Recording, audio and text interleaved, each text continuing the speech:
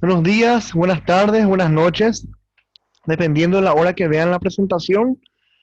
Vamos a hablar en esta clase, en esta presentación, del sistema nervioso.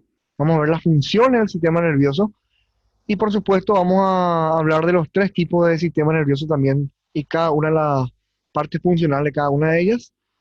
Tenemos que recordar que el sistema nervioso está formado por tres partes: el sistema nervioso central, el sistema nervioso periférico y el sistema nervioso autónomo.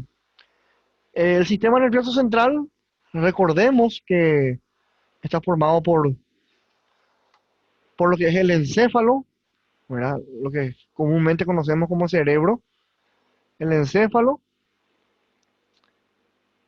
y la médula espinal, ¿verdad?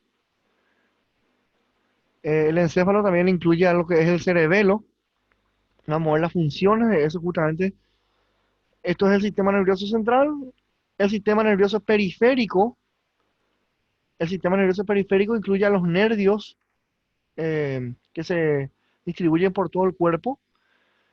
Vamos a hablar enseguida de eso y después vamos a hablar también del sistema nervioso autónomo o vegetativo, también comúnmente llamado también visceral. El sistema nervioso central dijimos que está formado por el encéfalo, la médula espinal.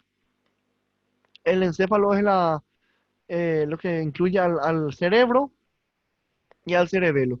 El cerebelo es un órgano localizado en la parte posterior e inferior de lo que es la cavidad craneal. Cerebro pequeño significa cerebelo. Y tiene función muy importante en la parte de equilibrio. Es un órgano que regula y mantiene el equilibrio corporal. Esa es su función más importante, pero también no tenemos que dejar de mencionar que además el cerebelo nos permite hacer los movimientos coordinados. Por ejemplo, cuando nosotros vamos a hacer algún tipo de movimiento con las manos, cuando vamos a hacer la prensión, por ejemplo, vamos a agarrar algo o vamos a vamos a escribir o vamos a hacer movimientos finos con los dedos, como por ejemplo escribir en la computadora, eh, tocar el piano y todos los movimientos que se realizan también en salud, en medicina, en odontología, por ejemplo, poner una anestesia, hacer una extracción dentaria, eh, sacar sangre, extracción sanguínea, y todos los movimientos complejos y coordinados los realiza el cerebelo. De hecho, que es el lugar donde se genera la praxia. La praxia es la capacidad de aprender nuevos conocimientos y nuevas aptitudes. Entonces, todo lo que nosotros vamos aprendiendo con el tiempo, inclusive como cosas básicas como aprender a atarnos los cordones, aprender a cortar la carne, aprender a bañarnos, aprender a vestirnos, todo eso, esos movimientos básicos, lo vamos aprendiendo con el tiempo y eso es gracias al cerebelo. Es decir, el cerebelo tiene una función cognitiva también. De hecho, está conectado con el cerebro por medio de fibras axonales que justamente comunican al cerebro lo que nosotros podemos tratar de aprender gracias al cerebelo. Entonces, el cerebelo es el órgano de la praxia, el órgano en el cual vamos aprendiendo nuevas capacidades, nuevas actitudes. Es un órgano cognitivo también, igual que el cerebro. Es un órgano en el cual podemos coordinar y regular los movimientos complejos, no solamente los movimientos del cuerpo, del tronco, sino que los movimientos que se realizan con los dedos. Y por supuesto, la función más importante del cerebelo es el equilibrio, mantener y regular el equilibrio corporal. Por ejemplo, hacer que nosotros podamos caminar en forma recta, sin caernos hacia los costados, ayudarnos a hacer el giro. Nosotros sabemos que tenemos dos tipos de aceleración. La aceleración lineal, que es la que nos permite caminar en línea recta sin caernos hacia los costados. Y la aceleración angular, que es la que nos permite girar, ¿verdad? Cuando vamos a doblar, cuando vamos a girar en algún lado, lo hacemos en forma correcta, sin caernos, sin marearnos, porque tenemos el órgano llamado cerebelo que nos permite mantener ese equilibrio corporal. La médula espinal es un cordón fibroso, blanquecino, nervioso, por supuesto, que es muy importante porque es un conector, es una fibra conectora. Conecta al sistema nervioso central, o sea, al cerebro, al cerebelo, al encéfalo en sí. Conecta al encéfalo con el resto del cuerpo.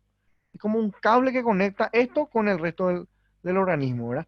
Porque por la médula espinal descienden las funciones motoras y ascienden las funciones sensitivas. Las funciones motoras son funciones eh, centrífugas que van desde el centro, nuestro centro es el cerebro, van desde el centro a la periferia. La periferia vendría a ser el resto del cuerpo, ¿verdad?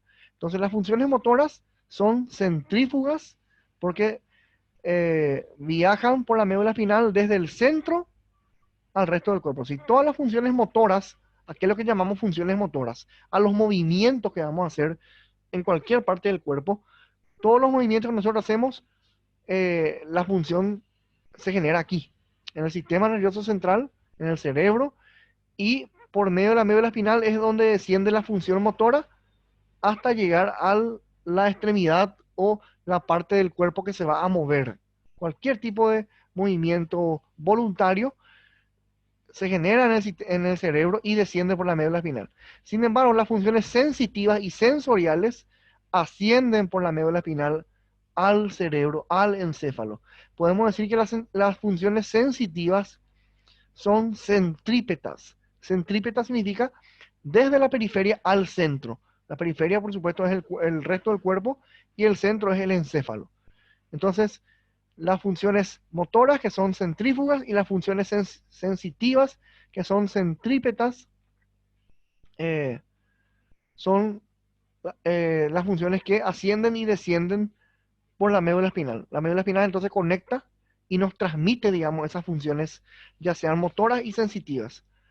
En este caso, si hablamos de motora y sensitiva, entonces hablamos de que tiene una función mixta. Dentro de la médula espinal, por supuesto, hay un líquido llamado líquido cefalorraquídeo que se encarga de controlar la presión intracraneana, que no tiene nada que ver con la presión arterial. Bueno, y en cuanto al encéfalo, el encéfalo está formado por el cerebro. Dentro del cerebro tenemos varios órganos importantes, varias estructuras importantes, como por ejemplo el tálamo. El tálamo es un centro que se encarga de coordinar todas las funciones que justamente ascienden por la médula espinal, en este caso sensitivas, o descienden por la médula espinal, en ese caso motoras. Es como un peaje, es como una aduana, ¿verdad? Todo tiene que pasar por ahí. No puede llegar ninguna función al cerebro o salir ninguna función del cerebro si no pasa por el tálamo. El tálamo es un centro de integración que tenemos a nivel cerebral en el cual se reciben y se envían información motora y sensitiva y se procesa también la información ahí. Tenemos también cerca del tálamo una estructura llamada hipotálamo. El hipotálamo es muy importante porque es un lugar donde se regula la temperatura corporal. De hecho, que es el centro termostático del organismo. Es el lugar donde se regula la temperatura corporal y además forma parte de un eje llamado eje hipotalámico hipofisario, HH. Porque el hipotálamo controla a una glándula que está también a nivel cerebral, a nivel craneal, llamada hipófisis o pituitaria. Entonces es como un control cruzado, ¿verdad? El hipotálamo regula y controla la hipófisis también hace lo mismo con el hipotálamo, y la hipófisis hace eso, regula a quienes, a las glándulas, las diferentes glándulas. Eso vamos a ir estudiando cuando veamos fisiología endocrina, y las glándulas también regulan a la hipófisis, ¿verdad? Es como un control que se hacen entre toda la estructura. Hipotálamo, hipófisis, glándulas. Glándulas, hipófisis, hipotálamo, ¿verdad? Como una auditoría que ocurre digamos, dentro de este eje hipotalámico hipofisario, como si fuera esto una empresa. Bueno, y además de eso, dentro del cerebro, tenemos básicamente 5 lóbulos principales. Voy a tratar de dibujar acá para que se pueda entender mejor. Supongamos que esto fuera el cerebro. No soy buen dibujante, ¿verdad? Pero bueno, la idea está. Esto es el lóbulo frontal. Esto es el lóbulo parietal. Esto es el lóbulo temporal. Y esto vendría a ser el lóbulo occipital. Tenemos 5 lóbulos, pero acá tenemos 4 nomás. Porque hay un lóbulo que está por dentro. Entre el lóbulo parietal y temporal hay un lóbulo, un quinto lóbulo llamado lóbulo de la ínsula. Ínsula viene de isla, ¿verdad? Parece una isla justamente. Y el lóbulo de la ínsula es un lóbulo muy importante porque ayuda también en el procesamiento de la memoria. De hecho, es una de las estructuras cerebrales que procesa y coordina la memoria, ¿verdad? Em, y también la otra función que tiene el lóbulo de la ínsula es el control de las emociones, ¿verdad? Cualquier tipo de emoción que uno tenga lo controla a este nivel, en esta región llamado lóbulo de la ínsula. Memoria y emociones. Y los restantes lóbulos son estos 4 que dijimos, ¿verdad? El frontal se encarga de básicamente funciones importantes como por ejemplo el pensamiento.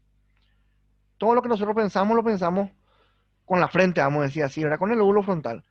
Pensamiento, en este lugar también se encuentra el control de la personalidad. Es decir, la personalidad de cada persona se encuentra regulada por el lóbulo frontal. Y la tercera función del lóbulo frontal es la función motora. Todo lo que nosotros vamos a mover se genera aquí. Aquí se genera la señal. Cualquier movimiento de cualquier dedo, de cualquier músculo, la función motora se origina en este lugar. Entonces, funciones del lóbulo frontal, regula el pensamiento, controla, digamos, la personalidad y genera los impulsos motores, que después van a viajar, van a descender por la médula espinal a los nervios y se van a distribuir por los músculos. La función del lóbulo parietal es sencillamente sensorial sensitivo. Es decir, aquí en este lugar, a este lugar, no es que de acá sale, acá a este lugar llegan, porque recordemos que la función sensorial asciende y llega ¿a dónde? Al lóbulo parietal. Todo lo que nosotros sentimos, la sensibilidad táctil y dolorosa, llega al lóbulo parietal. También a este lugar llegan la información de 3 de los 5 sentidos. ¿Cuáles son los sentidos que llegan aquí? Son el sentido del tacto, son también el sentido del gusto y el sentido del olfato. Estos son los 3 sentidos que se procesa aquí, ¿verdad? Todo lo que nosotros tocamos, todo lo que nosotros probamos, vamos a decir así, en la parte gustativa, se interpreta aquí. Aquí el lugar donde nos dice, por ejemplo, si probamos sal, que esa sal tiene un sabor salado. Si probamos una media luna, que eso es dulce, ¿verdad? Entonces, en este lugar es donde se procesa el gusto, también el tacto. Y cuando hablamos de tacto, nos referimos a la posición, a la forma, a la presión, a las vibraciones, a todas las características del tacto. Y también todo lo que nosotros leemos lo interpretamos a este nivel, en el lóbulo parietal. Estos 3 sentidos. Los otros 2 sentidos se interpretan en otros lóbulos. Entonces, parietal, estos 3 sentidos, tacto, gusto y olfato, y además todo lo que nosotros sentimos, bueno, ya dijimos como tacto y como dolor, sensibilidad táctil y dolorosa. En el lóbulo temporal, nosotros procesamos uno de los 5 sentidos. Ahora acá tenemos 3 ya, y bueno, el cuarto sentido que nos faltaría es el sentido de la audición, ¿verdad? Todo lo que nosotros escuchamos lo interpretamos a este nivel. Si yo escucho algo y no sé lo que escucho, bueno, puede ser porque tengo un problema de audición o bien tengo un problema de interpretación, ¿verdad? Entonces, si no interpreto bien es porque aquí tengo una lesión, ¿verdad? En el lóbulo temporal interpretamos todo lo que escuchamos. Pero además también en este lóbulo es muy importante porque en este lóbulo se comprende lo que se lee. Este es el lóbulo de la comprensión lectora, porque acá hay un área que se llama área de Wernicke, con W, área de Wernicke, que es el área de la comprensión lectora, ¿verdad? Todo lo que yo leo lo interpreto a este nivel. en el área de Wernicke, que corresponde al lóbulo temporal. Y el área también, acá en este lóbulo temporal también, hay un área llamada, con B larga, ¿verdad? Área de Broca. El área de Broca es el área del habla. Es decir, todo lo que yo estoy diciendo, digamos que lo interpreto como teniendo sentido a este nivel, ¿verdad? Entonces, en el lóbulo temporal tenemos el área de la interpretación de lo que leemos, de lo que decimos, área de Wernicke, lo que leemos, comprensión lectora, área de Broca, lo que hablamos, el área del habla, y además de eso también en el lóbulo temporal interpretamos todo lo que escuchamos, eh, todo lo que nosotros escuchamos. Bueno, tenemos uno, dos, tres, cuatro sentidos. El quinto sentido se interpreta a nivel del lóbulo occipital. En este lugar, entonces, se interpreta la visión. Todo lo que nosotros vemos por un proceso largo, formado por las vías auditivas, llega a este nivel y aquí nosotros interpretamos todo lo que nosotros vemos en el lóbulo occipital. Esto es lo que se refiere al sistema nervioso central. Ya hablamos de todo el encéfalo, cerebro, cerebelo, médula espinal. En lo que se refiere al sistema nervioso periférico, el sistema nervioso periférico se divide en dos partes nuevamente. Una de las dos partes vendrían a ser los nervios espinales.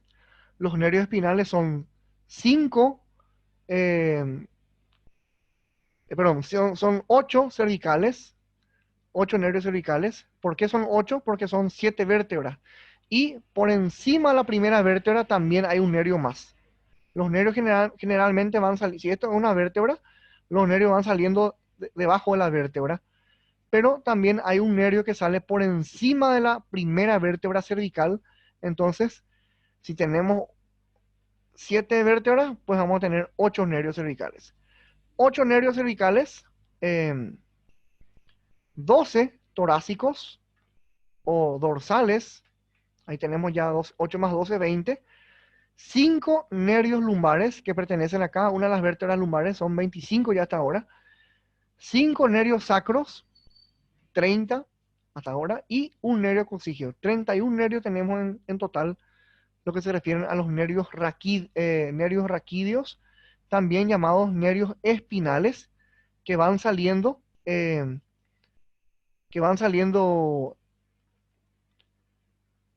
de la médula espinal, van saliendo en todos los niveles, ¿verdad? Y son llamados nervios raquídeos o espinales. En total son 31, ¿verdad?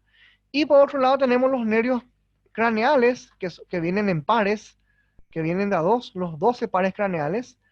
Vamos a hablar un poquito de eso. Los 12 pares craneales, vamos a citar un poco los nombres y qué función tiene, ¿verdad? El primer par craneal es el olfatorio. El olfatorio es un nervio sensitivo, únicamente sensitivo, se encarga de la función del nervio olfatorio, es justamente la olfacción, ¿verdad? El sentido del olfato, nada más que eso. El segundo par craneal también es sensitivo, el nervio óptico, y únicamente se encarga de transmitir la visión, nada más que eso. El tercer par craneal es el nervio motor ocular común, o también llamado oculomotor, y es un nervio motor, justamente, ¿verdad? Y también es parasimpático.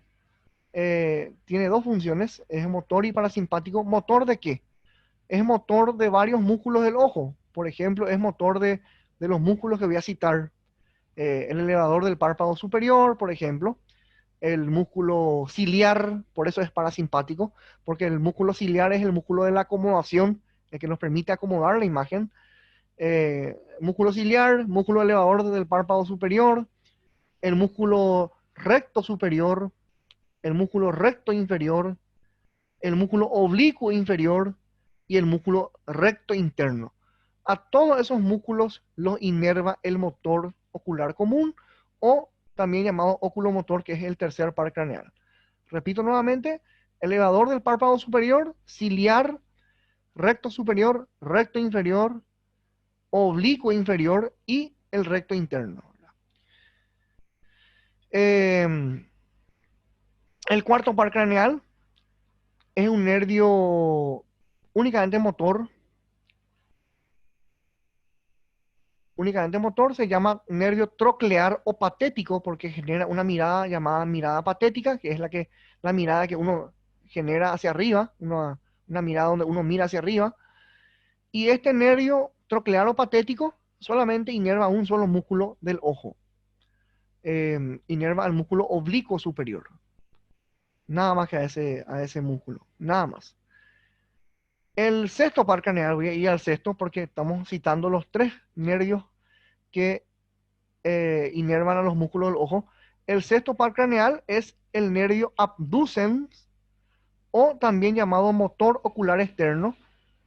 Y este es el nervio que inerva a un solo músculo del ojo, que es el músculo recto lateral o recto externo, y es solamente motor. Entonces acá tenemos los tres nervios motores del ojo. El tercero, que es el que más inerva, el que más músculo inerva. El cuarto, el que inerva a un solo músculo, que es el oblicuo superior. Y el sexto, que inerva también a un solo músculo, que es el recto lateral o externo, ¿verdad? Estos son motores, únicamente motores. Este es motor y parasimpático a su vez. Luego vamos con el trigémino. Nos falta acá el quinto, ¿verdad? Que es el quinto par craneal, que es el trigémino. El trigémino justamente se llama trigémino porque tiene tres ramas sensitivas. El oftálmico, el maxilar superior y el maxilar inferior, también llamado mandibular. El trigémino es motor y es sensitivo a su vez. ¿Es motor de qué parte? Es motor de los músculos masticadores. Los músculos masticadores como el macetero, el temporal, los pterigoideos. Entonces, a esos músculos lo inerva el trigémino.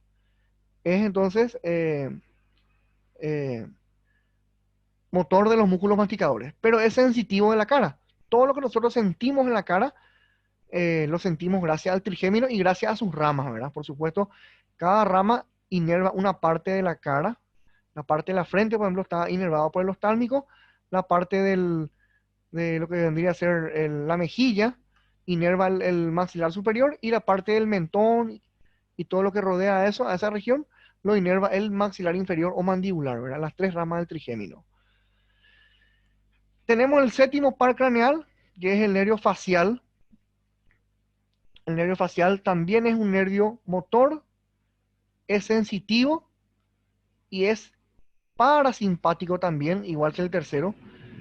Eh, la función motora básicamente radica en que es motor de la cara. Todos los músculos de la mímica están inervados por este músculo llamado nervio facial, perdón, por este nervio, digo bien, llamado nervio facial, que es el séptimo par craneal. Entonces, todos los músculos de la mímica, todos los músculos de la expresión facial están inervados motoramente, en forma motora, por este nervio. Pero el nervio facial es también sensitivo. ¿De qué parte es sensitivo? De la parte anterior de la lengua. Supongamos que esto sea la lengua tiene una parte anterior, acá hay una V lingual, un dos tercios anteriores y un tercio posterior, ¿verdad? El nervio facial es sensitivo del dos tercios anterior de la lengua. Es decir, nosotros sentimos, digamos, el gusto y toda la parte sensorial de la parte anterior, así, adelante de la lengua, gracias al nervio facial. Entonces, es motor de los músculos de la expresión facial y es sensitivo de la parte de los dos tercios anteriores de la lengua. El octavo par craneal es el nervio vestíbulo coclear. Este es un nervio eh, sensitivo, pero tiene dos partes. Es vestíbulo coclear.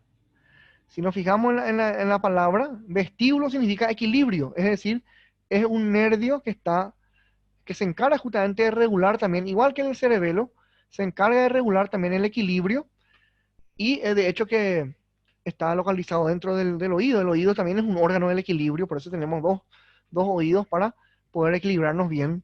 Entonces, la función del octavo par craneal, llamado vestíbulo coclear, es mantener y regular el equilibrio y, además de eso, es sensorial porque transmite el sentido de la audición, ¿verdad? Vestíbulo es equilibrio, coclear viene de cóclea. La cóclea es el caracol que se encuentra dentro del oído interno que se encarga de generar la audición Ahí hay un órgano llamado órgano de Corti, que es el que genera la señal eléctrica que va al cerebro para interpretar lo que escuchamos, ¿verdad? Bueno, el noveno par craneal es el nervio glosofaringio. El nervio glosofaringio también es un nervio motor, sensitivo y parasimpático, ¿verdad? ¿Por qué es motor? Es motor porque inerva los músculos de la faringe, los músculos constrictores de la faringe que nos permiten tragar. Entonces, eso, por ese motivo es motor, ¿verdad? Pero ¿es sensitivo de qué? Es sensitivo del un tercio posterior de la lengua, ¿verdad? Este era el facial, territorio del facial, y la función del oso faríngeo en la lengua es inervar sensitivamente al un tercio posterior de la lengua. El décimo par craneal es el nervio más parasimpático de todos los pares craneales, porque este nervio, llamado vago se llama porque, por su disposición, por su trayecto que tiene, y también se llama neumogástrico. Es un nervio que inerva las vísceras. Inerva las vísceras, inerva también ciertos órganos como la faringe, el esófago. También de acá salen raíces nerviosas que van a inervar la laringio recurrente, por ejemplo, ¿verdad? Y la función más importante es que inerva las vísceras. Inerva tres vísceras importantes. Inerva el pulmón, inerva también el corazón, inerva también el estómago. Entonces, muchos dicen que este nervio debería llamarse neumocardio gástrico, bueno, pero se llama neumogástrico o vago también. Sí, es un nervio visceral, inerva solamente vísceras. Después tenemos el nervio, el undécimo par craneal, que es el nervio espinal o accesorio. Este par craneal es únicamente un nervio motor porque inerva a músculos, como por ejemplo el trapecio, que es un músculo que está en la espalda, en el dorso. Inerva al trapecio, inerva a los músculos escalenos que se encuentran en el cuello y también a un músculo llamado esternocleidomastoideo que también está ubicado en el cuello, ¿verdad? Solamente es motor. Y por último tenemos el duodécimo par craneal llamado nervio hipogloso mayor, ¿verdad? El nervio hipogloso es un nervio motor también porque inerva ¿qué cosa? Inerva un músculo, el músculo que ya hablamos hace rato, ¿verdad? Que nosotros habíamos hablado de la parte sensitiva nomás, ¿verdad? Pero no hablamos todavía de la parte motora de la lengua. Entonces, el hipogloso se encarga de inervar en forma motora a la lengua, es el nervio que permite que la lengua se pueda mover. Entonces, estos son todos los 12 pares craneales que forman parte del sistema nervioso periférico, más los 31 nervios raquídeos o espinales. Son en total 43 nervios periféricos que están localizados por todo el cuerpo, ¿verdad?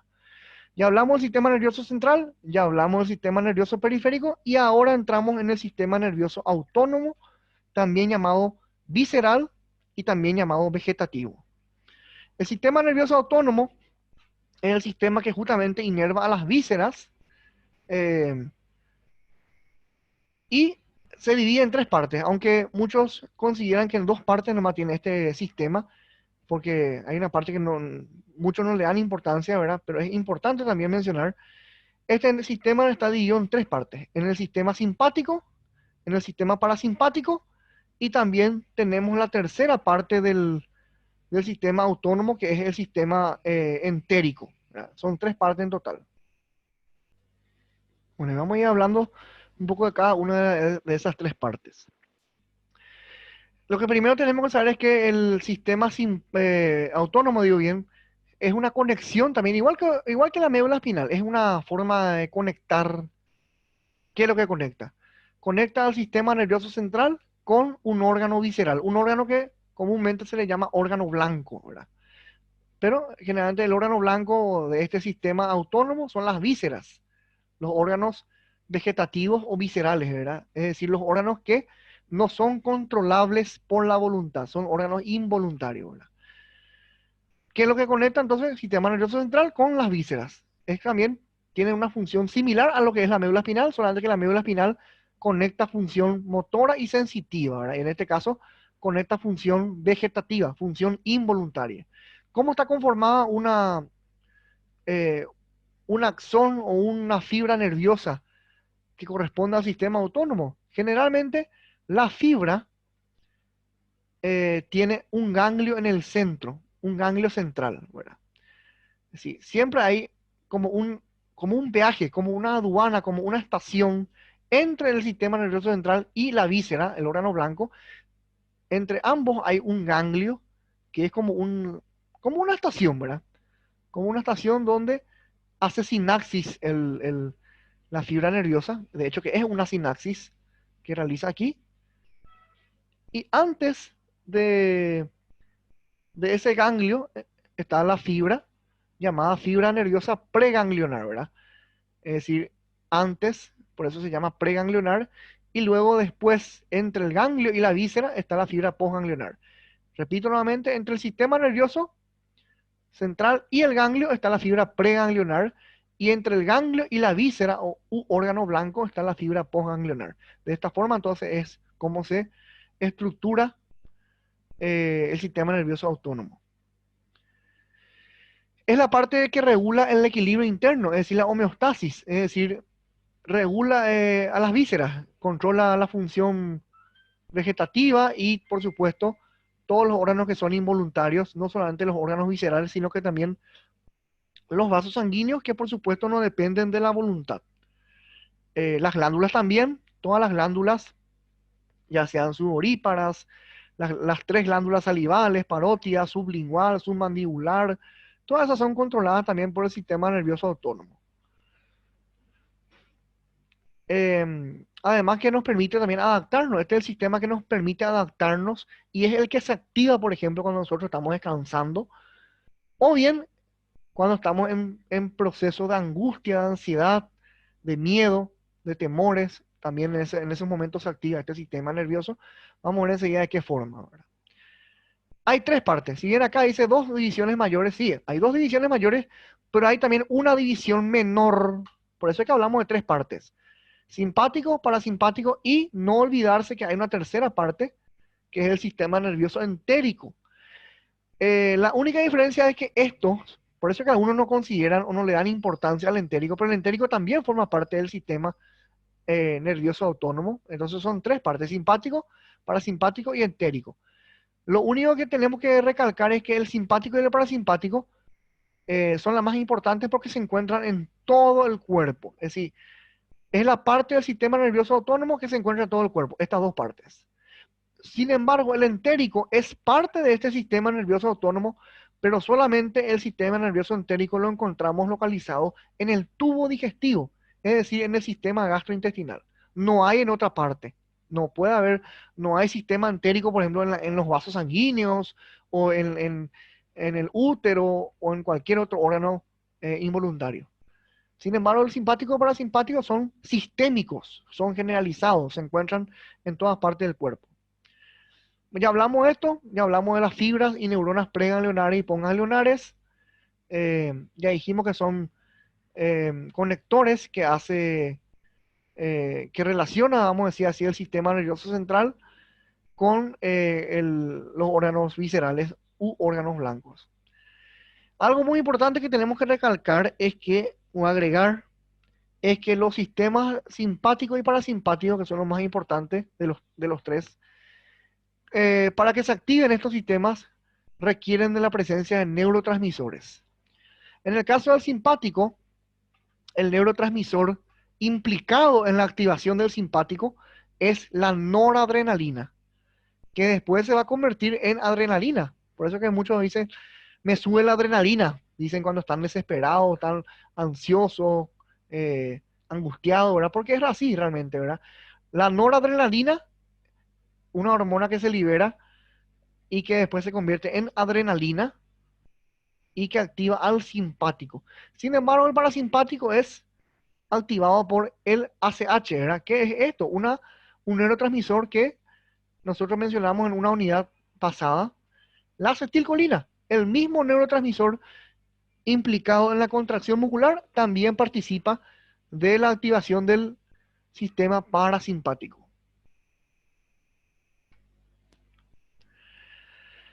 Bueno, el sistema simpático, si bien se encuentra en muchos órganos del cuerpo, el lugar donde se encuentran sus ganglios son simplemente en la parte torácica y en la parte lumbar.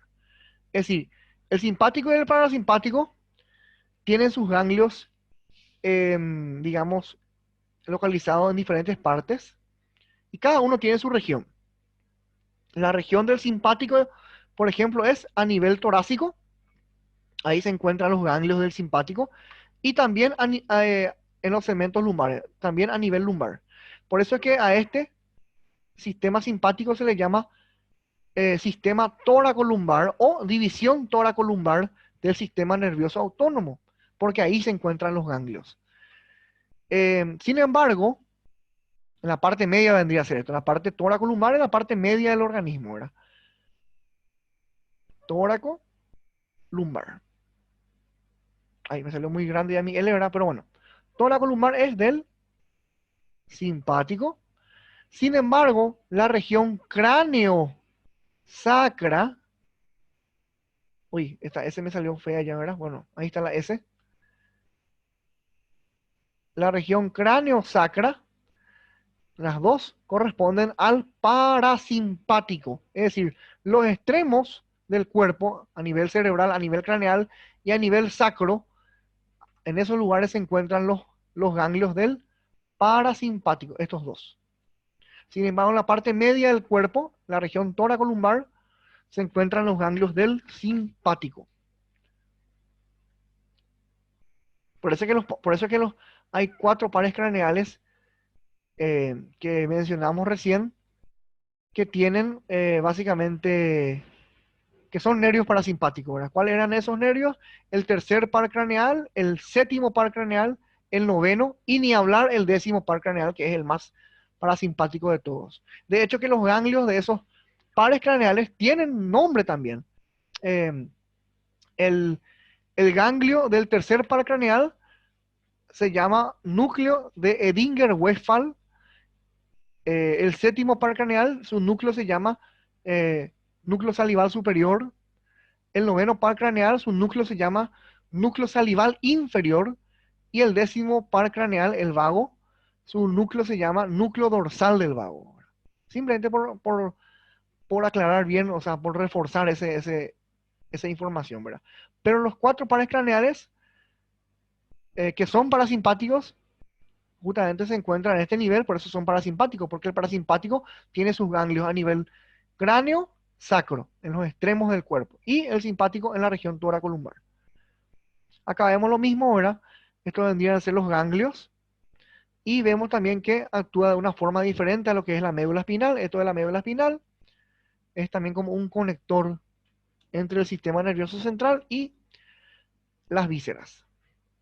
Acá lo que vemos sencillamente es cómo se van a formar básicamente los neurotransmisores. En el caso del simpático es la noradrenalina la que se activa, y en el caso del parasimpático es básicamente la acetilcolina. Y en el caso del parasimpático ya dijimos, es la parte cráneo-sacra, porque ahí tiene sus ganglios, ¿verdad? A nivel cráneo y a nivel sacro también. Y acá están justamente los nervios que citamos anteriormente, que eran los nervios parasimpáticos, los pares craneales parasimpáticos. El tercer par craneal, motor ocular común, o también llamado oculomotor. El séptimo par craneal, que es el facial. El noveno, que es el glosofaringio. Y, por supuesto, el vago, que es el décimo par craneal. El sistema simpático, ¿en qué situaciones se activa? En situaciones de miedo, estrés, ansiedad, temor, angustia. Por ejemplo, cuando alguien va a rendir un examen, por ejemplo, está ansioso, está preocupado por algo. En esos casos, en caso de estrés o de máxima alerta, en esos casos eh, se activa el sistema, perdón, el sistema simpático. El parasimpático es totalmente lo contrario. Se activa en momentos de relax, cuando uno está relajado, en los momentos de sueño, ¿verdad? Cuando nosotros dormimos, justamente, se activa el parasimpático. De hecho, que por eso muchos babean cuando duermen, porque el parasimpático lo que estimula es, vamos a ver enseguida, la secreción salival, ¿verdad? Cuando se activa el simpático, se inhibe el parasimpático. Cuando se activa el parasimpático, se inhibe el simpático. Es decir, uno se activa, el otro se inhibe. Lo importante es que los dos estén regulados, estén en equilibrio, que no siempre uno esté elevado porque eso puede generar problemas funcionales, ¿verdad? Lo importante es que haya un equilibrio entre los dos sistemas. Bueno, y hablamos del parasimpático en momentos de relax. Vamos a decir, este es el que regula. También el parasimpático actúa digamos que después de comer, por eso que uno tiene muchas veces sueño después de comer, porque el sistema parasimpático lo que hace es que la energía se focalice, se centralice en el tubo digestivo, entonces la energía disminuye a nivel cerebral y por eso es que uno después de comer, sobre todo después de almorzar, tiene esa tendencia a tener sueño, ¿verdad? Lo mismo a la noche, ¿verdad? Bueno, y ahora vamos a ver las funciones de cada uno de ellas, ¿verdad?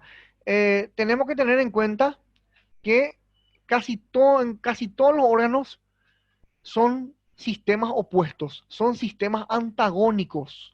Es decir, uno hace una cosa y el otro sistema hace lo contrario. El simpático hace algo y el parasimpático hace lo inverso y viceversa, ¿verdad?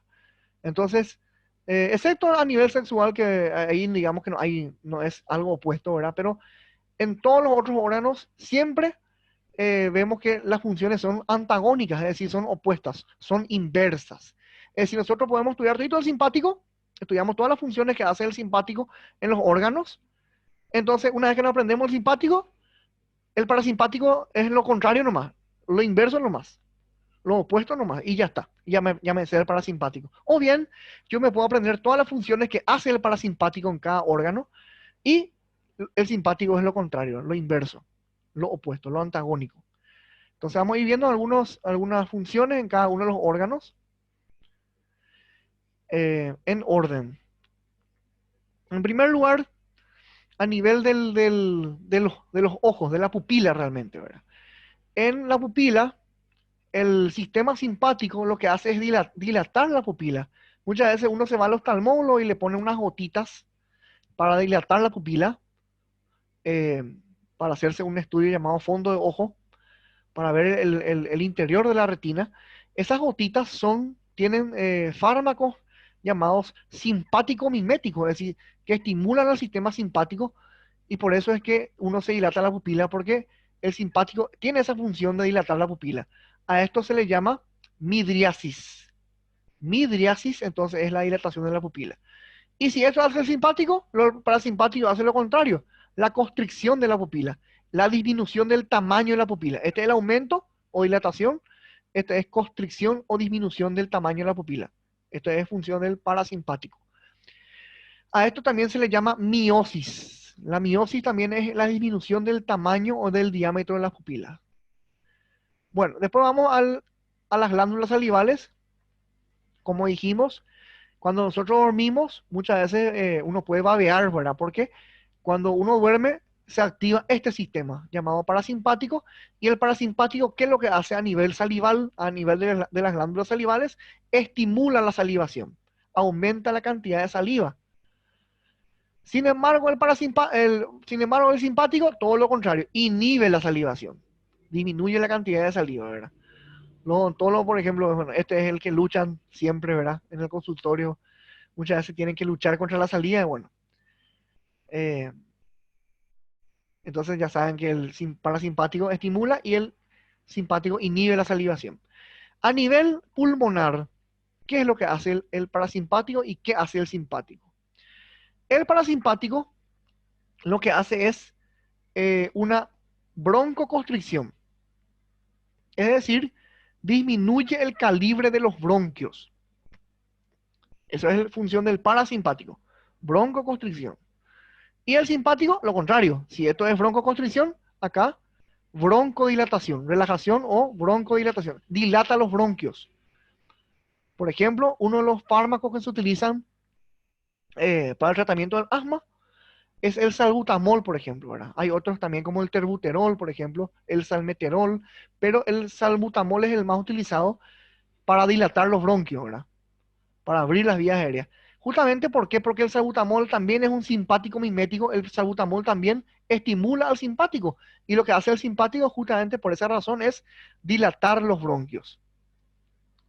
Bueno, y a nivel cardíaco, ¿qué es lo que hace el simpático y qué hace el parasimpático? El parasimpático lo que hace es disminuir la frecuencia cardíaca. Eso es lo que dice acá en inglés. El ritmo cardíaco reduce el ritmo cardíaco, disminuye la frecuencia cardíaca. Bueno, ¿qué va a hacer el simpático? Lo contrario, incrementa, ¿verdad? Aumenta la frecuencia cardíaca. Por eso es que cuando uno consume un salbutamol, por ejemplo, el salbutamol que dijimos que hace, estimula a este sistema.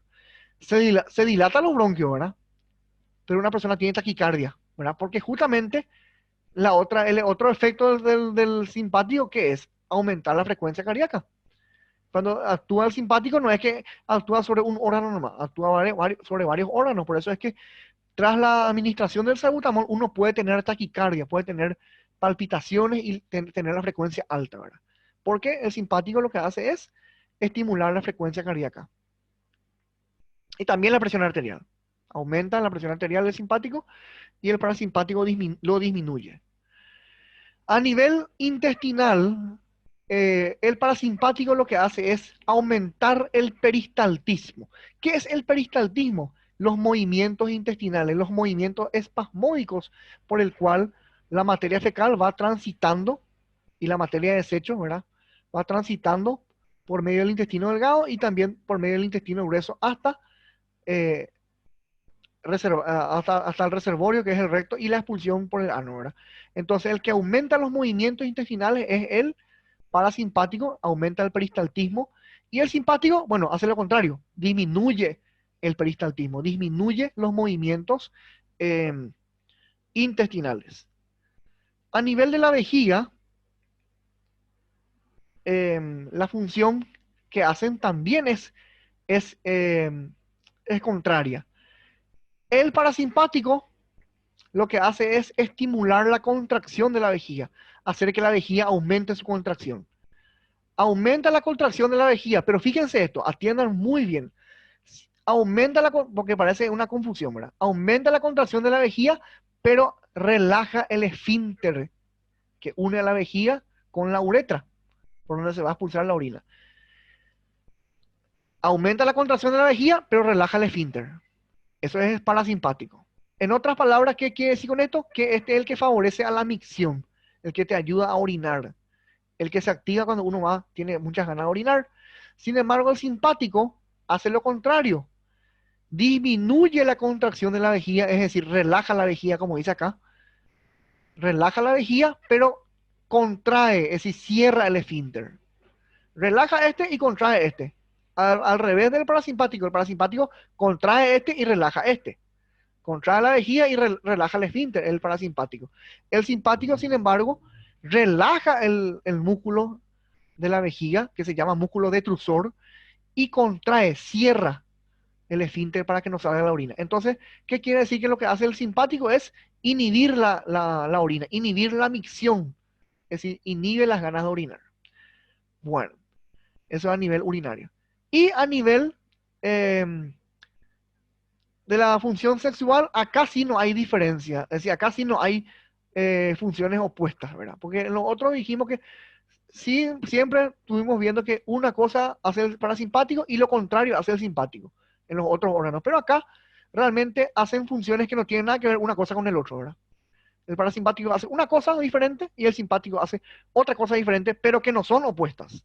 El parasimpático lo que estimula es el deseo sexual a nivel sexual en los genitales externos e internos también. El deseo sexual, que es una cosa diferente, y el simpático lo que estimula es el orgasmo, que es totalmente diferente al deseo sexual. Si son dos cosas diferentes, no son opuestas, no son inversas, pero son diferentes, ¿verdad? Entonces, el parasimpático, repito, estimula el deseo sexual y el simpático lo que estimula es el orgasmo sexual. Entonces, son dos funciones que hacen también estos dos sistemas en órganos viscerales y por lo tanto llamados vegetativos. eh, y por supuesto, son involuntarios, ¿verdad? Al ser autónomos justamente es porque son involuntarios. Todos estos órganos no se pueden controlar según la voluntad, son involuntarios. Bueno, y eso es lo que yo quería compartir con ustedes, haciendo un pantallazo sobre la división del sistema nervioso, ¿verdad? Hablando un poco de las funciones del sistema nervioso central, del sistema nervioso periférico y también del sistema nervioso autónomo en sus tres partes, simpático, parasimpático y entérico. El entérico actúa más bien en el movimiento intestinal, en el movimiento también del estómago, en la función gástrica y también en la función absortiva de los intestinos. Entonces, con eso damos por finalizado esta clase. Esperemos que les haya servido, les haya sido útil. Y ahora les pido sencillamente que si le pueden dar un me gusta al video, ¿verdad? Les agradecería mucho. Y también les pido si se pueden suscribir a mi canal, también para tener mayores novedades sobre otros videos de esta y de otros temas de salud y de medicina. Muchas gracias a todos y gracias por su atención.